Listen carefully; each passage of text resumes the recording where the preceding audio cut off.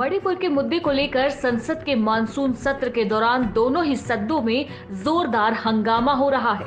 विपक्षी दल इस मुद्दे पर संसद में पीएम मोदी के बयान और उस पर चर्चा की मांग कर रहे हैं, जबकि सत्ता पक्ष ने आरोप लगाया है कि हम चर्चा के लिए तैयार हैं, लेकिन विपक्षी नेता ही इस चर्चा से भाग रहे हैं। इन सबके बीच 26 जुलाई को विपक्ष ने लोकसभा में सरकार के खिलाफ अविश्वास प्रस्ताव पेश किया।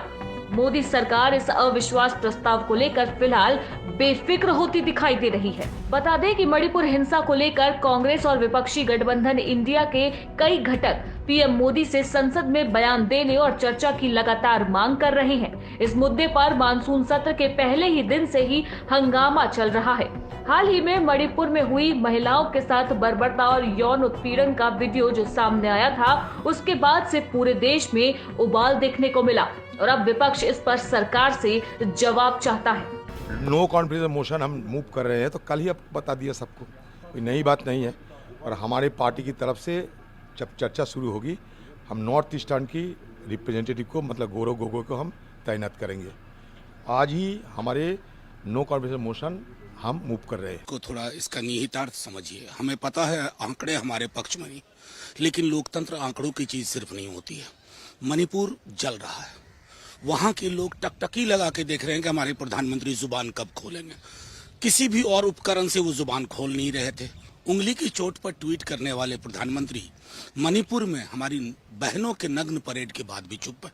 तो शायद अविश्वास प्रस्ताव के बहाने ही उनसे कुछ बुलवाया जा सके, तो यही सबसे बड़ी उपलब्धि होगी। उसी की वजह से ये नो कॉन्फिडेंस मोशन। बता दें कि अविश्वास प्रस्ताव का उपयोग विपक्ष सरकार में अपने विश्वास की कमी को व्यक्त करने के लिए करता है। विश्वास बनाए रखने के लिए सत्तारूढ़ दल को सदन में अपना बहुमत साबित करना होता है। सरकार तब तक सत्ता में रह सकती है जब तक उसके पास लोकसभा में बहुमत हो।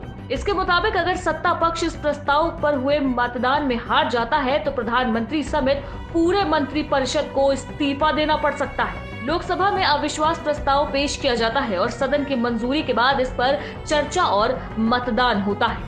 बता दें कि इसके लिए सदन में कम से कम 50 सदस्यों के समर्थन की आवश्यकता होती है। अगर प्रस्ताव पारित हो जाता है तो राष्ट्रपति चर्चा के लिए एक या अधिक दिन निर्धारित करते हैं। राष्ट्रपति सरकार को बहुमत साबित करने के लिए भी कह सकते हैं। अगर सरकार ऐसा करने में असमर्थ रहती है तो मंत्रिमंडल को इस्तीफा देना पड़ सकता है, नहीं तो उन्हें बर्खास्त कर दिया जाता है। तो नो कॉन्फिडेंस दिया है, तो अब लोगों के कॉन्फिडेंस माननीय नरेंद्र मोदी जी के ऊपर, भारतीय जनता पार्टी के ऊपर ही है। और जो होगा हम अभी चर्चा करके हम डिसाइड करेंगे।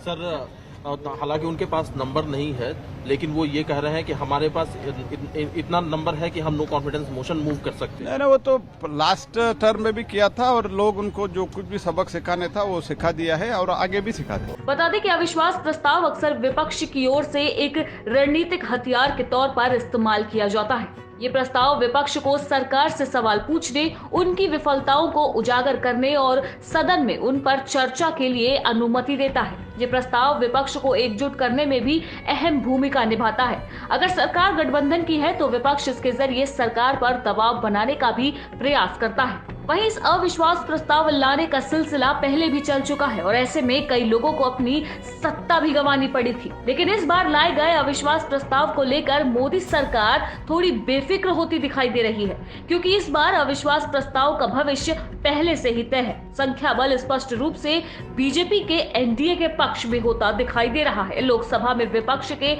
150 से कम सांसद हैं। हालांकि विपक्ष दावा कर रहा है कि वे चर्चा के दौरान मणिपुर मुद्दे पर सरकार को घेरते हुए इस लड़ाई में सरकार को मात देने में सफल रहेंगे।